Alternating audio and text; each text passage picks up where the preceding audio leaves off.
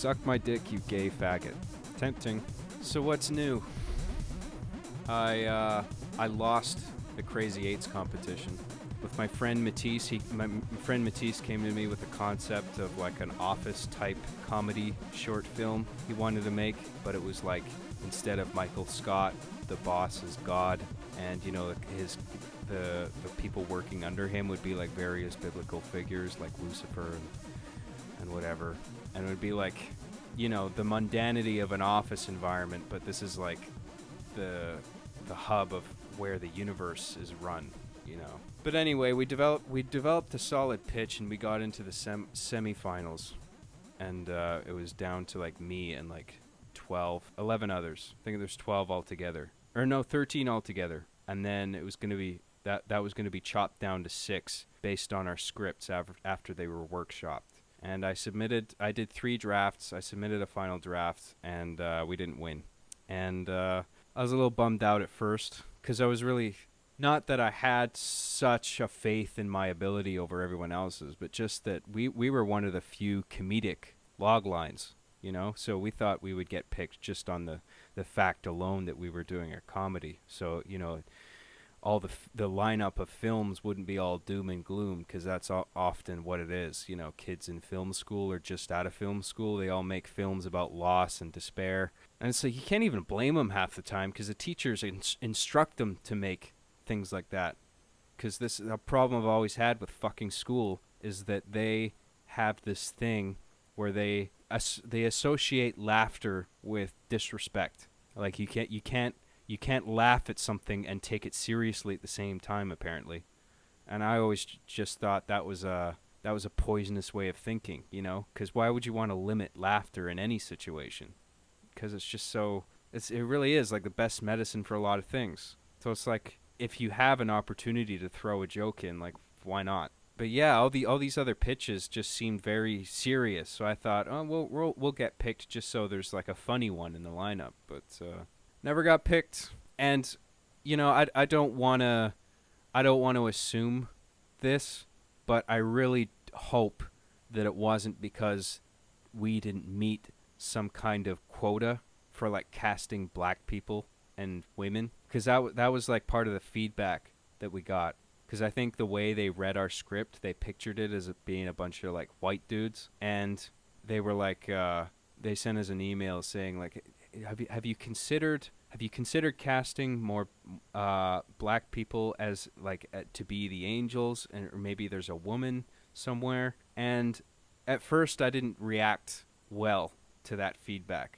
I was just like, oh, fuck you and your PC quota. I gotta have X amount of black people before it's okay. Like, if I want to write a story about white dudes, just let me fucking do it. Because, hey, guess what? I'm a white dude. So maybe I want to write about a white dude and have a white dude as my main character. What, is because of my privilege, am I strictly only allowed to write about women and black people? Fuck off. But the more I thought about it, though, and I was like, eventually we did...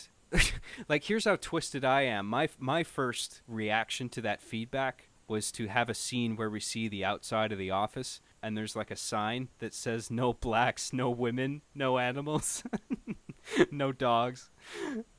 And like, just like, because I felt like that kind of added to the satire we were already going for, you know, that this office where the universe is being run by this, like, just a bunch of, like, this white stereotypical patriarchy where there's, like, no, like, it just felt like that's heaven. Like, that felt like an appropriate satirical image. Like, that felt like the kind of comedy we were going for. But obviously you can't do that, because then the people judging the scripts would just lose their fucking minds, right? Like, you can't write this. We can't greenlight this. This is far too offensive.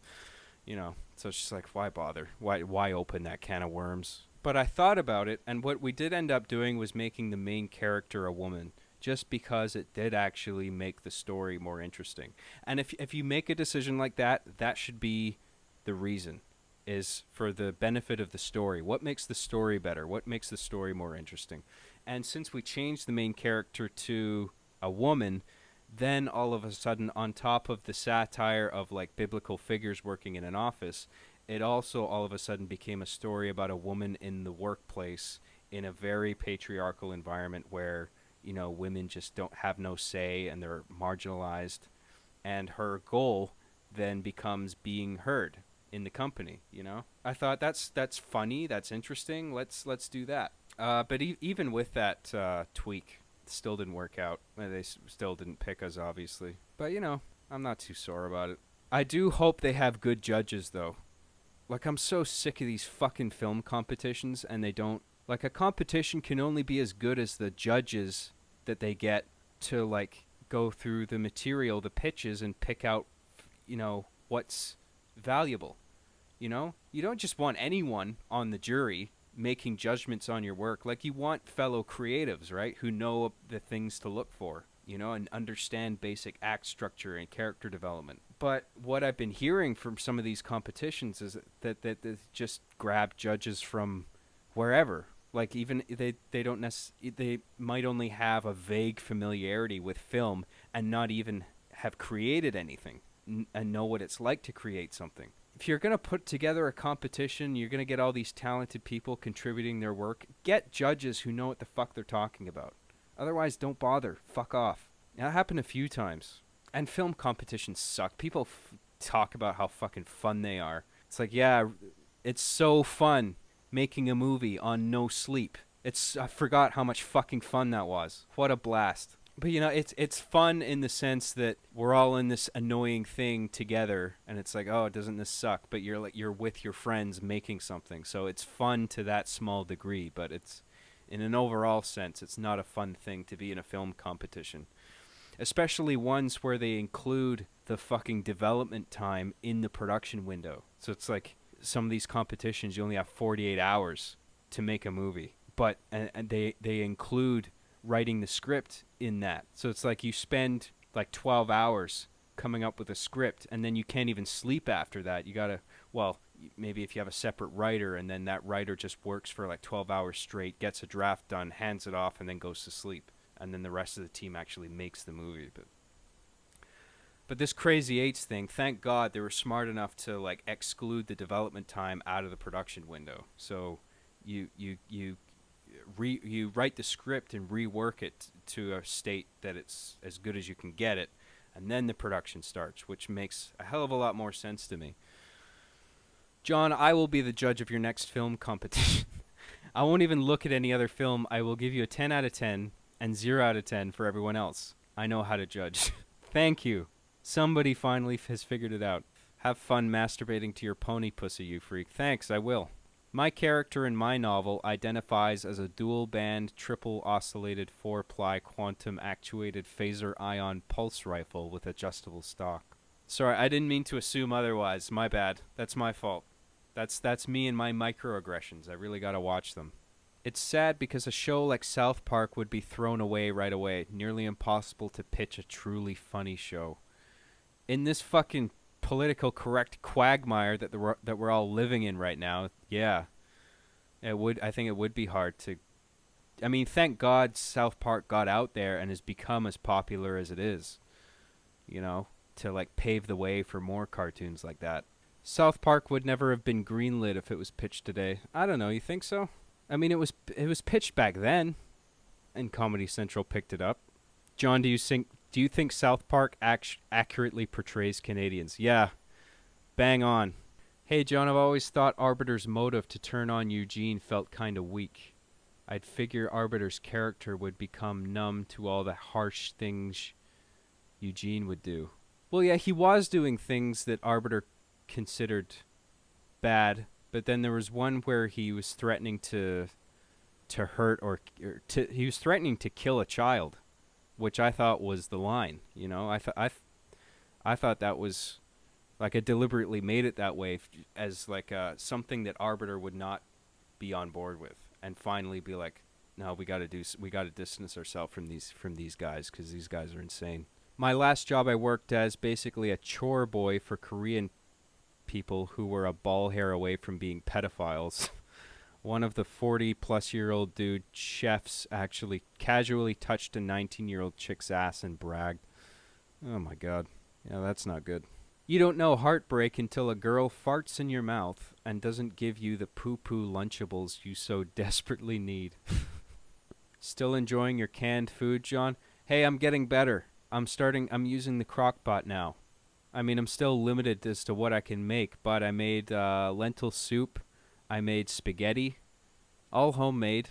Chocolate cake, the chocolate cake. There wasn't any fruits and vegetables or vegetables, obviously, but I'm buying stuff out of the fresh produce section now. I'm buying all the spices and powders and stuff from that same area. But yeah, I chop up all the vegetables, throw it all in the crock pot, let that cook for like 5 hours, and yeah, I made some good shit. I was really impressed with the spaghetti I made one night, but then I froze it, and then the flavor was fucking dead after that. But I'm getting better. Why not just ragu? Is it really that bad? Oh, I'm trying to. It's the sodium and everything, right? Like that's what I really got to cut down on. Not so much radiation food. Yeah. People talk like that canned shit is like fucking glow in the dark, you know? Like cans of radioactive waste. I'm like, fuck you. It's not that. I don't think it's that bad. But there is a lot of sodium in there. And like, I don't know how bad fucking sodium is. People just tell me it's bad. And I'm like, okay. I don't know how bad it really is long term. What happened to PT? Well, I don't know. I assume Capcom was developing Resident Evil 7 before PT came a thing, just because it seems like it would take a long time to develop a game like that. But it is remarkably similar to PT. Like PT became a crazy thing, and then you know, Kojima and Guillermo canceled it, and then all of a sudden Capcom comes out with a new Resident Evil that's like exactly that format. It's like, But I don't know. I think maybe there's a chance that before PT even came out, that Capcom was like, okay, we really gotta like fix the formula here, because Resident Evil 6 was just all over the fucking place. I mean, that game was a mess. I mean, people say 5 is bad. 5 is nowhere near as bad as 6. I think 6 is just... 6 wasn't necessarily... It didn't play that poorly, but it was just such a mishmash of gameplay elements. It's just like, what exactly is this game trying to be?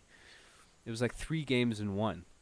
Like Leon shooting zombies, Chris shooting crazy mutant things, and then like a runaway and hide type game where you play as the girl, Sherry Birkin or whatever. I don't know. Is Wish.com really legit? It looks really fishy. Dude, I kind of thought the same thing, but it really is legit. This shit, I got that from Wish. Like this microphone came with the XLR cable, came with the brace, came with the pop filter, everything. Except this little stand thing that it's on. I had that already. But this was like $20, and then I'm waiting on a podcast arm. I have no reason to believe that that's not on its way. And this gaming headset, which works perfectly fine.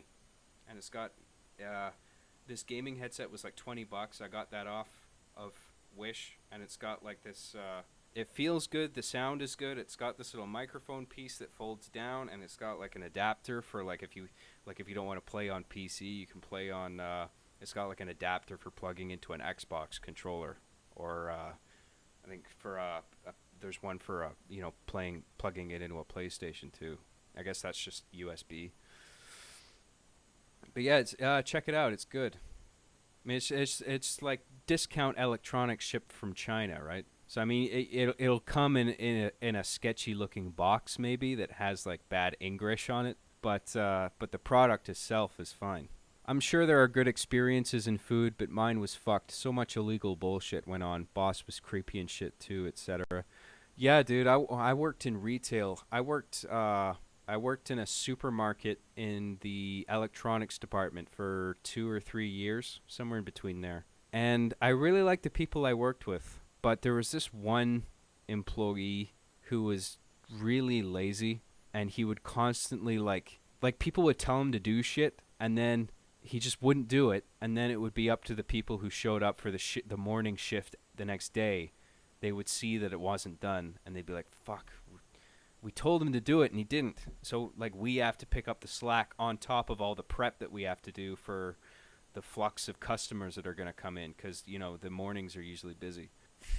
And I remember like distinctly remember having a problem with this guy around Christmas time too. And you don't fucking not pull your weight around Christmas, because there's already enough to do around fucking Christmas time in a real retail job. Like, get the fuck out of here. But anyway, this guy, he was just a really lazy dude. And I wrote him a note one day. I was at work, and I took a piece of paper. Like, people I was working with that day, they had enough of this guy. They were upset that he wasn't pulling his weight. So I'm like, okay, I'll leave him a note, because he's going to come in later the same day. So I pulled a piece of paper, took a pen, and I wrote a big note about how I wasn't pulling his weight, and that you really got to, like, help us out.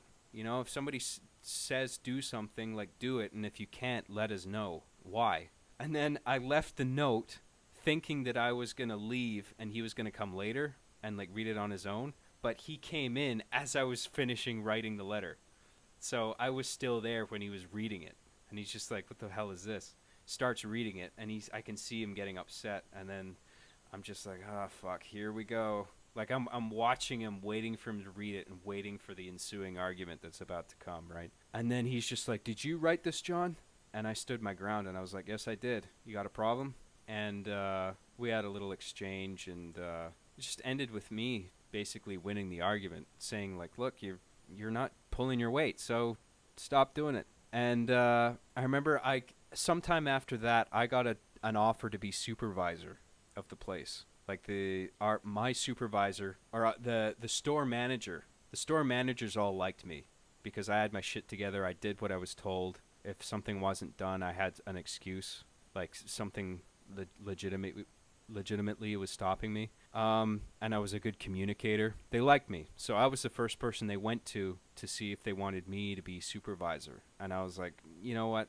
I'm flattered. I like you guys. I like working here, but I don't think the supervisory position is really for me. So they gave it to that other guy, the guy that everybody was pissed off at. They offered him the supervisor job for some reason. I don't know. I guess no one else took it. I mean, they must have asked other people than me before him. But somehow this guy got it offered to him, and he took it. And then all of a sudden, he's the one running the show. You know, wearing, like, us in our regular uniforms, and all of a sudden he's in his white, fancy, you know, supervisor dress shirt, like, ooh, so classy, bossing us around and shit. And it's the whole time we're thinking, like, you're the new supervisor, like, fucking hell. And I remember him, like, I remember him going on some rant about, like, him having to fire somebody because they were stealing shit from out the back, like the warehouse at the back where we keep all our excess inventory. You know, and, like, new shipments that come in, like the trucks get emptied and the boxes go into this warehouse in the back, and then that stuff gets hauled out onto the main floor, and that's how we stock the shelves with it, right? So some people, I guess some sketchy members of the electronics department staff were stealing stuff out of there, and the supervisor was giving them shit. But anyway, I left that job eventually, but I later heard that supervisor, he got fired by the managers for stealing shit. So he ended up doing the very same thing that he was giving people shit for. And it's just like, geez, good lord. Like, does nobody have standards anymore? Fucking hell. I'm so tired of taking direction from shit cans, you know? What are your thoughts on the Nintendo Switch? There's not much to work with, but will it fail along with Nintendo? I think it looks neat. I think it's practical. People will get use out of it. I don't know if I would in particular. And they made a good trailer for it. I mean, if you're going to make a trailer about hardware, that's the way to do it, is to just show the fucking hardware and show us exactly how it's used in like a day-to-day scenarios, you know? And it's completely unrealistic, obviously, because it's like these hipster women with Switches, like, and you see, like, her friend next door waving, like, hey, come over. And she's like, okay, let me just pack up my Switch. And then packs up the Nintendo Switch, brings it over to her friends, and then puts it on the picnic table and says, like, gather round, we can all play. Here's a controller for you, here's one for you. You're just thinking, this would never happen. But in terms of a video explaining to people how it works, it was very effective. But I don't know if it's gonna be successful. I think they really got to work on their third-party support. They seem to be really putting all their eggs in one basket with Breath of the Wild. I really enjoyed that trailer. It's just they seem to be just putting all their chips on Zelda. I mean, they've got other shit. They got Super Mario Odyssey coming out, but that kind of seems to pale in comparison to the hype that's surrounding the new Zelda currently. But yeah, I think if I had one, Nintendo's got to work on their first party support, and they got to move on from that fucking bullshit friend code system that they're still clinging to for some reason. It's such a pathetic fucking system, and that fucking multiplayer for Brawl was a fucking joke. Like even if you did add somebody's fucking friend code and manage to join somebody's game, it would lag like shit. Like, have you ever played an online Brawl match that didn't lag like fuck? It's like, what is Nintendo doing? I mean, like you gotta keep up with Microsoft and Sony because they're handling the online environment really well, and you're just like the idiot cousin who's just sticking with this fucking friend code thing because you're so afraid of your youth-oriented audience, of getting a little dose of reality and somebody might say fuck over the microphone. Oh wow, so scary. I mean, people are already drawing dicks on fucking whatever, drawing chat application, that fucking swap note on the 3DS. All I did was draw heinous shit on there, like, scissors stuck into dicks and stuff like that. I mean, I'm fucked up, but, I think any kind of drawing application, people immediately abuse it. They just draw a bunch of dicks. And I think Nintendo just has to, like, deal with that finally. Stop pretending that the internet isn't going to be rude forever. It's always going to be a shit show. It might settle down a little bit over time. It kind of has. Well, I don't know about that. That's probably debatable. Did you laugh when Trump was elected president? No, I didn't laugh, but I wasn't outraged either. And I wasn't surprised. Like, I kind of had a feeling he would win, to be honest. It wasn't the groundbreaking shock that everybody seemed to think it was. Like, how could this possibly happen? Like, I kind of sensed it was coming just because I knew there was so many people out there who didn't like Hillary, and they suspected that if people seemed to be so overall dissatisfied with Obama's term in the White House that it seemed like a vote for Hillary would be just a vote for more of the same, And so I kind of predicted Trump would win just on the basis that he was different. All of a sudden here you have a candidate who's not a career politician. He comes from a business background.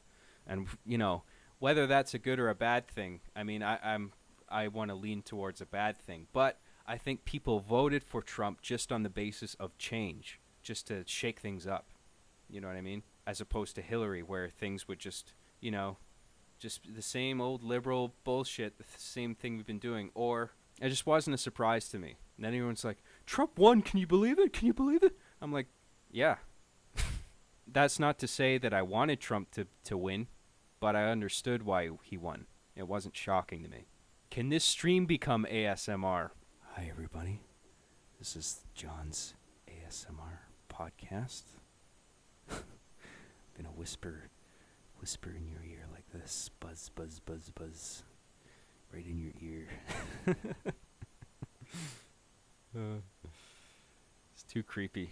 Have you ever smoked the ganja, John? Dude, I live in Vancouver. What the fuck do you think? I'm surprised you've never wanted to write a novel. I'd read it. If you've been writing screenplays for so long, it's really hard to, like, I mean, you'd think, like, the guy's a writer, you can just write whatever you want, right? But screenwriting has a very particular format. It's concise, it's always third person, and just very simple, direct language that lets people interpret something visually. But in a novel, it can be from first person, third person, whatever, and you can go into internal monologues. And it's not that I'm not familiar with how to do that kind of stuff, but it's such a drastic, it's like shifting gears, to such a drastic degree. Like writing scripts for so long, and then all of a sudden, write a novel. I would be tempted to do screenwriting shit. Like I might accidentally write a sentence in the present tense, and oh shit, or the past, present tense. I'm like, oh shit, I can't do that. This is a novel. I don't think it's, unless you're doing both like an equal amount of time, I don't think it's easy to jump from one to the other. John, what's some advice you could give to someone making their first machinima story? make something you want to make, and don't do like a remake of my show for starters. Like, I got nothing against it, but like, if you're gonna put that kind of effort into something, why not make it unique to you? Because if you make like a new Arby and the Chief spin-off, people might enjoy it, but they'll go like, oh, they'll always go, oh, it's a spin-off of that thing that that other person made. I mean, you want to make something that is immediately associated with you as a creator, right? So why not just do that and focus on the writing part of it? Get a good script. Read scripts. Like nowadays, with every like, lineup of Oscar nominated films and stuff like that, they'll release the screenplays for them on some website, whatever. It shouldn't be that hard to find, but you can download the PDFs and you can read these award-winning screenplays. Just see how they're written, study them, and try to get a script nailed down that's doesn't have to be an award-winning script, but just understand the foundation of what makes a good screenplay, and understand that a film is only as good as the script that's at the heart of it. Like, if you build a bad script, a film off of a bad script, it's going to come out a bad film in most cases. So just focus on making the script as good as possible, and have characters that are interesting and relatable, and the audience doesn't have to like them, but they should understand why they're doing the things they're doing, and understand the importance of juxtaposition, of like how contrasting one scene with another scene, you can synthesize meaning out of that and build tension. I don't know, that kind of shit. That's a lot to go. That's a big, broad subject. Traps are bad because they lure straight people into traps. Oh, so traps isn't simply referring to people with mixed genitalia, but people who have that condition, but also try to deceive the other person into thinking they're one or the other, and then not telling them until like the last minute, or letting them find out for themselves until they finally see the genitals. Well, yeah, I think people should be honest about what the other person's walking into, but I think traps is, like, I find that an offensive way to refer to them. I mean, I'm not going to be a douche about it, but like, I don't know, traps just seems derogatory. Like, you're automatically assuming that they're a deceptive person based on what genitalia they have, or if they have mixed genitalia. That doesn't necessitate the fact that the idea that they're going to deceive you into a relationship that you don't want. John confirmed for fapping to traps. There you go. How long have you been working with music? How well do you understand the way it works? Dude, I know nothing about music theory.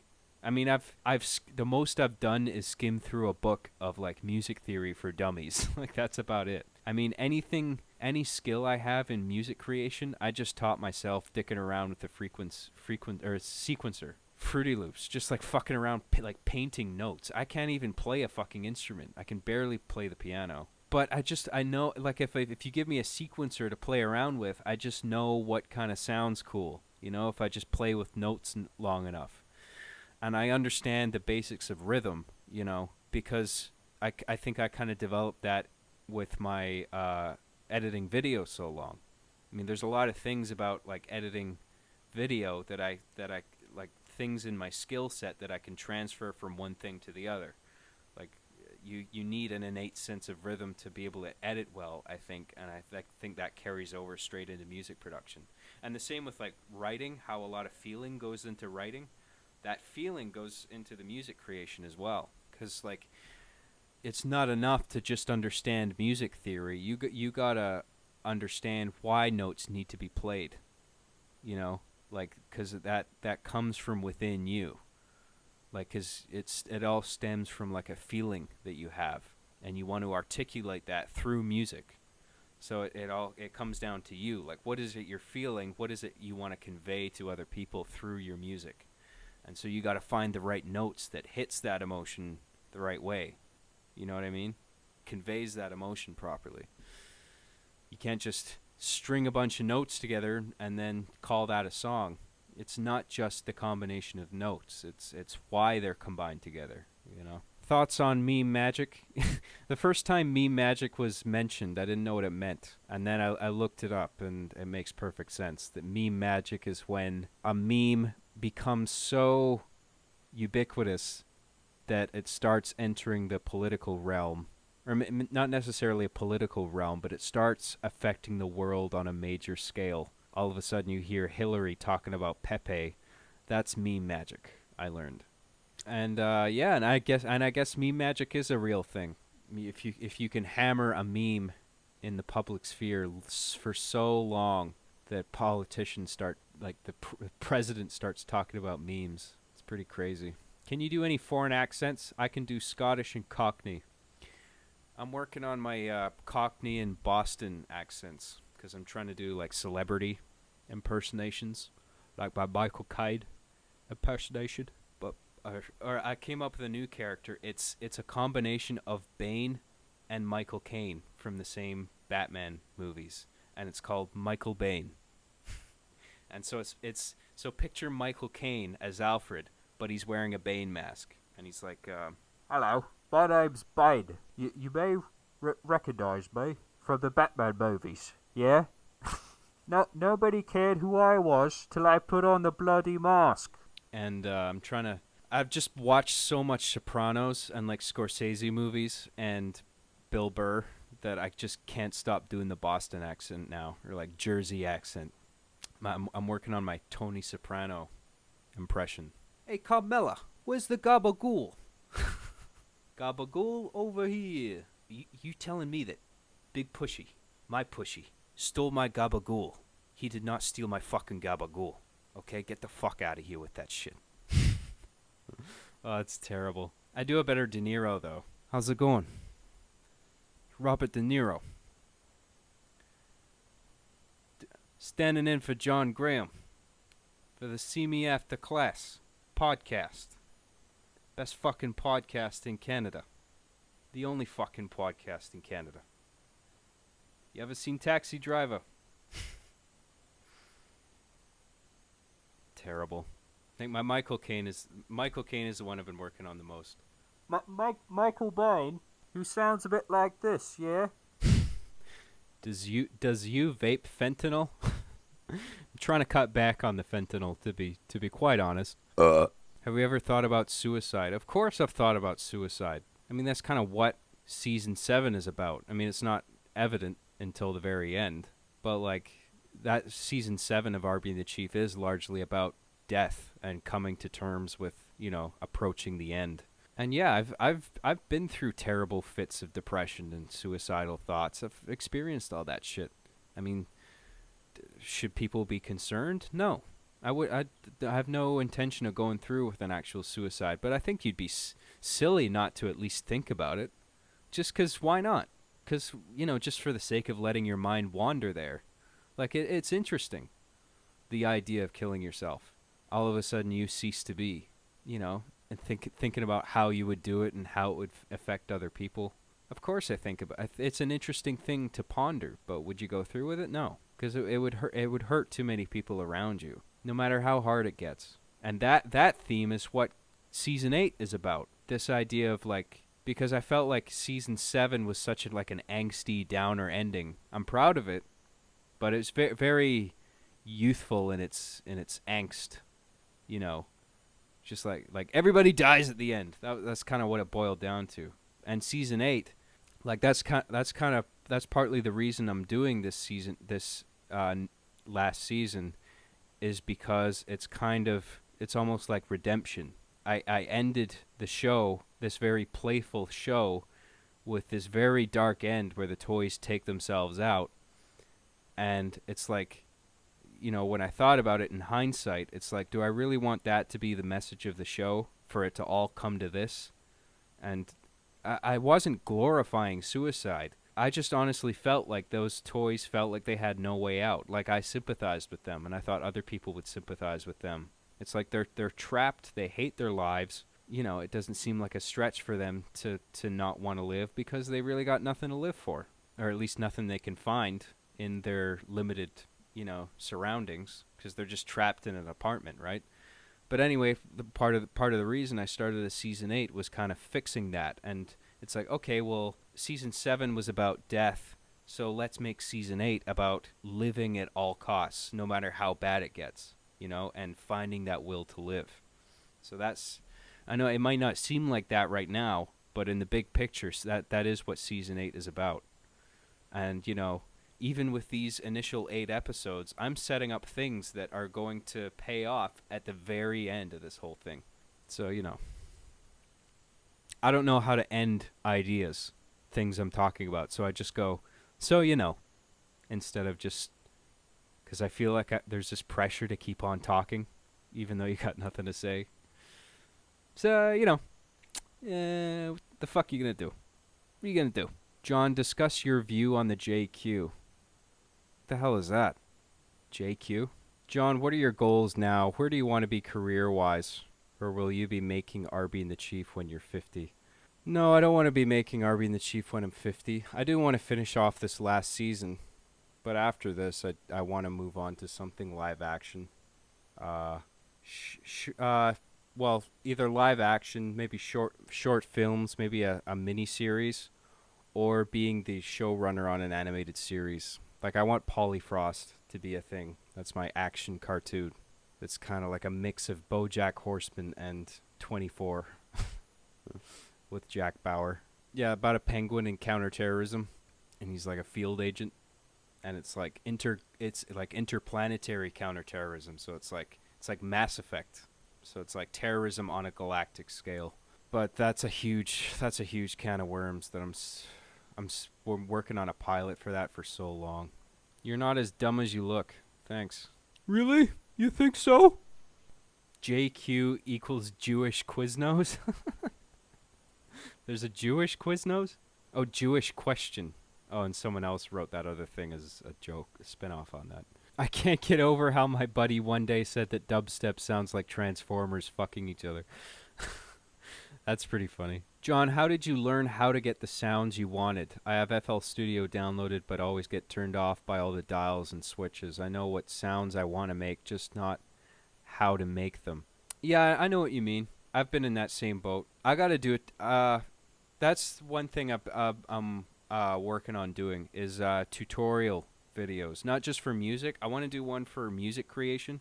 Like, I can't teach you how to compose music, obviously, but, well, not to the extent, like, I can't tell you what to feel and then what musical notes you derive from that feeling, but I can show you what I do with the Fruity Loop software. So I'll make a tutorial for that, and I also want to do a video where I stage and film like a scene in like gameplay, and I'll just like talk through the whole thing as I'm doing it, and like explain my reasoning for like blocking and camera positions and stuff like that.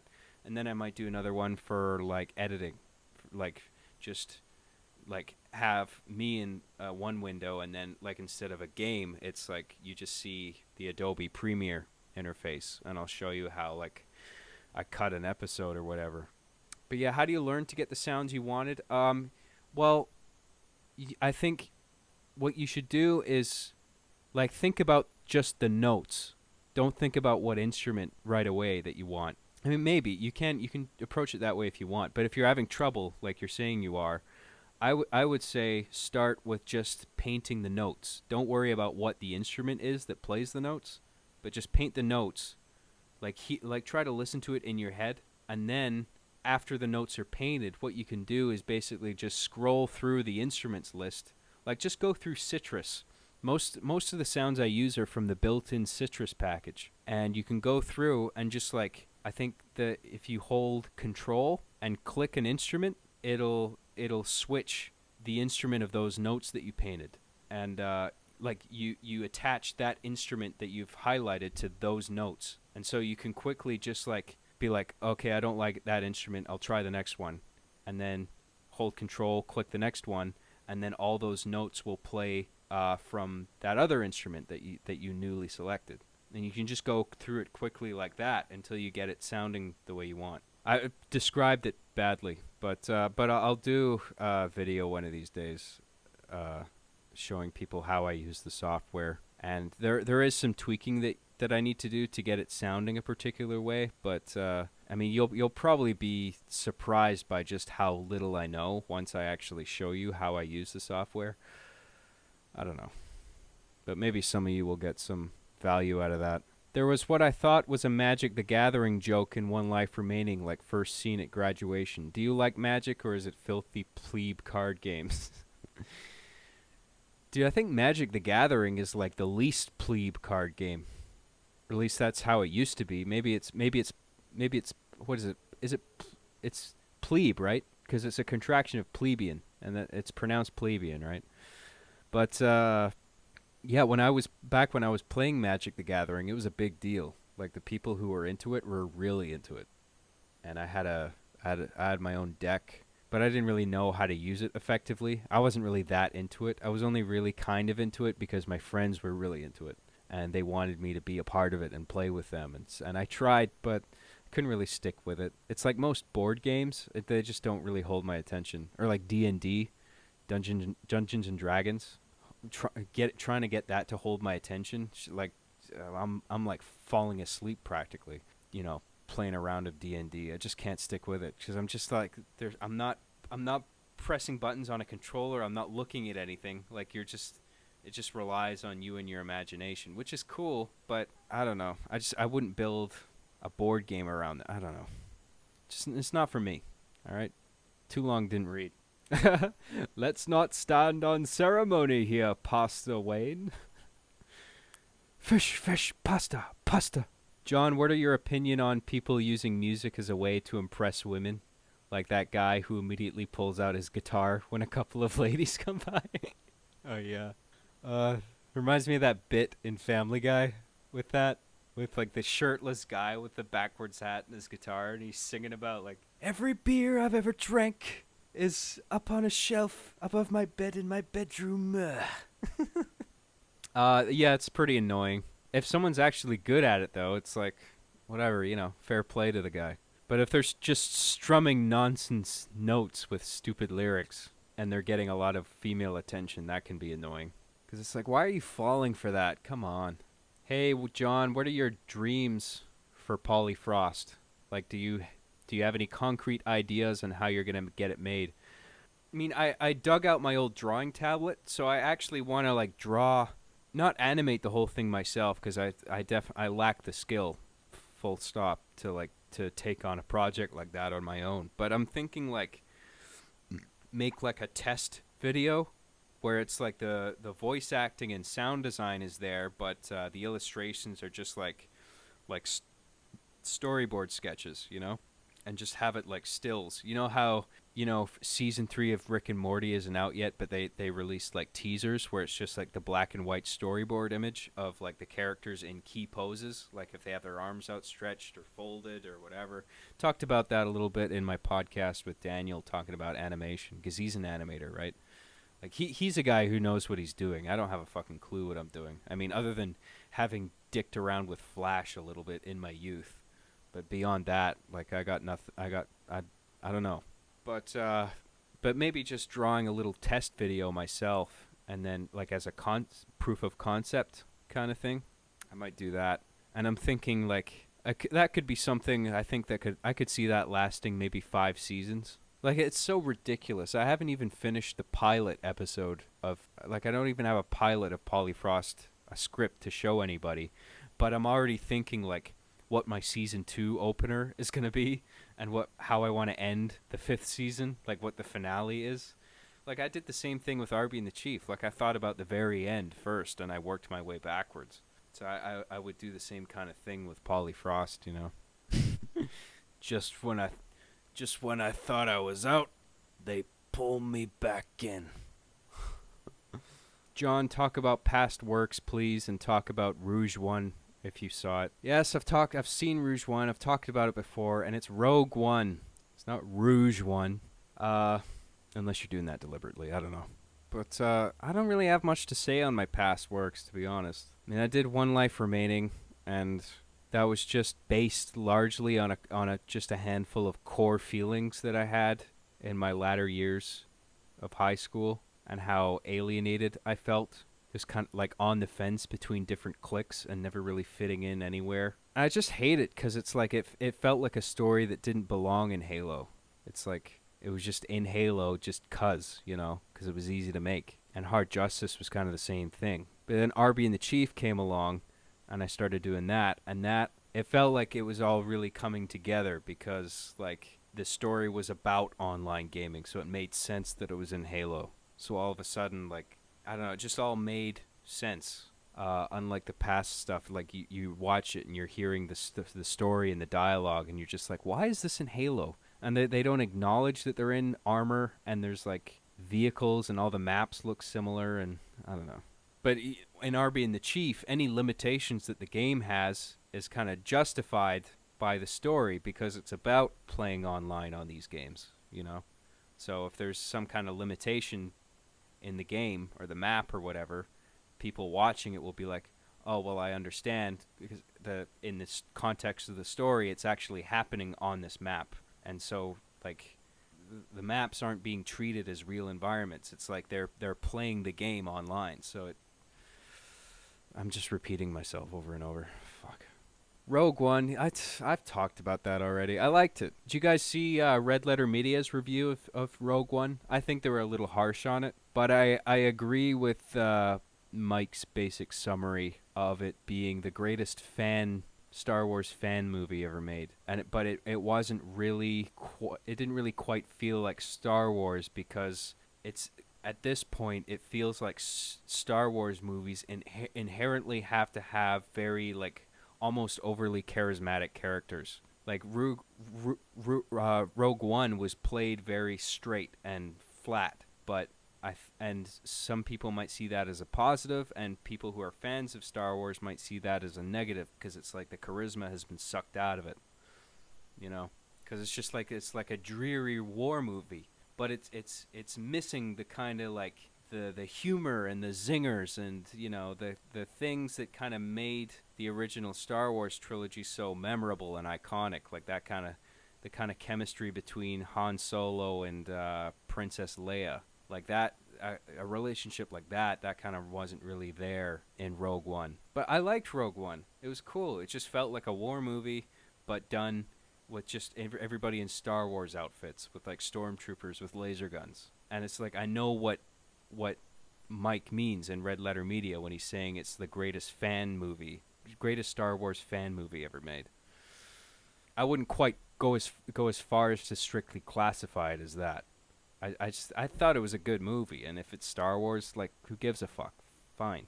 And it to me it was very. I mean, some people give it shit because it's like, why do we need the story of Rogue One? Because we know what happens. It's like, yeah, but this is one of those cases where it's more about less about the destination and more about just the story of how the rebellion got a hold of the Death Star plans, and it's a way of kind of patching up, I guess, a critical problem that people had with A New Hope, is that why is the Death Star so easy to destroy? And Rogue One kind of made sense of that. It's a very complementary movie to that movie. It's like, okay, well, here's why it was so easy to destroy in Rogue One, because it was built with a weakness in mind, because the guy building it was doing it against his will, and he knew how terrible the weapon was, and he wanted a chance for other people to destroy it without the Empire kind of catching on to what he was doing. So it made sense on that level, and it lends weight to A New Hope, because it's like you all of a sudden now have this idea of what the rebellion went through in order to ensure the series of events that happen in A New Hope, and it feels very complementary to that now. I liked it. Didn't quite feel like Star Wars, I think The Force Awakens is closer to Star Wars than Rogue One was, but I think The Force Awakens is going too far the other way, because the Force Awakens felt like there was too many moments that felt forced. Is like that moment where Rey and Finn are on the Millennium Falcon and they're talking to each other and they're really they're overly excited, like they just got finished escaping the TIE fighters, and then they're looking at each other and they're like, you were so good, you really evaded those TIE fighters, and then they're like, me, like you were doing this crazy, like, and they're just it's like, you're going a little too far with it. Stop sucking each other's dicks, or just characters arguing with one another with a certain cadence and tone that gives it a comedic feel, like it's banter, almost like a comedy double act. when it should be played a little more straight. I liked both movies though. They're different movies, that's for sure. Oh, I am working on something actually. I haven't done this type the subtitles yet, but I'm doing a thing. I'm doing like a gaming stream thing, but it's not me, it's Chief. Like it's exactly the same format where it's like the game and then you see a little window with me and it's the same camera, same setup, but it's just instead of me in the frame, it's like Chief in the frame and he comes in when I'm out of the house or something. And he has his own stream show and it's called X Stream, like X dash stream, the most extreme stream ever. So that, and every time he introduces it, he's like, "Hey, welcome to Extreme, the most extreme stream." And in the first episode, he plays I have him playing Call of Duty, and so I recorded some Call of Duty gameplay. This was a night where I was like struggling with episode 8 script, and I was getting really fucking upset with myself because I wasn't making any progress. It's just like a block, right? So I'm like, "Fuck, I want to get something done." So what am I creatively energized to like work on right now? I want to write something funny, and so I had this idea of like Chief on camera doing like a stream. And so I recorded a bunch of Call of Duty gameplay as if Chief were playing it. And then I recorded Chief in front of the webcam. And I wrote a bunch of dialogue, but it still needs some revision. But really, I mean, once that's done and I can get that translated to voice and I put subtitles over it, then I can actually put that out as a little 5-minute thing of just like, rapid fire jokes, Chief playing COD. I thought that'd be funny. John, why don't you make a career off YouTube? Well, I wouldn't feel so bad about it if I could just shake off this stigma that anybody who lives off of a YouTube career is a fucking beta cuck on Neatbucks, or whatever the fuck it's called. Like what the work that I do on all the scripts and the podcasting and all that. I mean, some people make a living on podcasting alone. I'm doing that, and I'm writing these scripts with a genuine film and television level of insight. Like I have a greater comprehension of film theory than a lot of fucking people out there on the internet creating content. And, I'm putting that energy into something that I fucking care about. Like, I wouldn't have nearly the amount of creative satisfaction that I would have working on set on some bullshit Hallmark production, a Hallmark movie of the week, than I would doing this right now. And it moves really slow and it's depressing and I fucking hate being cooped up in the house and not having much money to spend. But you know what? I care about what I'm doing. And I know once I'm proud of the 7 episodes I've put out so far. I think they're really good in terms of everything that I've ever released. And I want to do a good job on this in this last one, because this is the last one that's going to button up this 8-episode arc, and then I'm going to move on to Act 2, and it's just going to be like the toys in the bedroom. I've talked about this before. Like, it's going to be like similar to the first season of episodes. So, like, why can't I make a living off that, as opposed to like being a grip on some movie that I don't care about, but whatever, that's a real job, so I should be happy? Why can't I just because I'm working from home on scripts on my own stuff, that should be looked down upon as lesser? I don't understand that. I mean, I know for a fact I'm writing better fucking scripts than these guys that they get to shit out scripts for these fucking Hallmark movies. But I'm not on an official payroll, so I'm a beta cuck apparently, who's just a fucking moocher. Red vs. Blue got really ridiculous when they started animating the episodes. I think they did a really good job animating the episodes. I mean, it's impressive what they were doing. I mean, especially Monty Olam's work. But I agree it could go a little over the top sometimes with the fight choreography. But, that's just, Monty doing what he loved to do, man. I respect the shit out of that guy. But I agree that, if the fighting is too choreographed and over the top and fancy, then it kind of sucks the tension out of it. It's... You want fights between characters to feel real, and if you watch a real fight, it's not fancy fucking choreography. It's awkward punches and punches that hurt the person punching, and like people out of breath and like clinging to each other's clothing and tearing it, and kind of like, you ever see Cartman and Kyle fighting in Cartoon Wars, that episode of South Park? That's why that bit is so funny, is because that's what a real fight is like, where it's just like slapping and hitting and tearing at clothing and just like quickly being exhausted, and they just kind of collapse into each other's arms. That's kind of what a real fight is.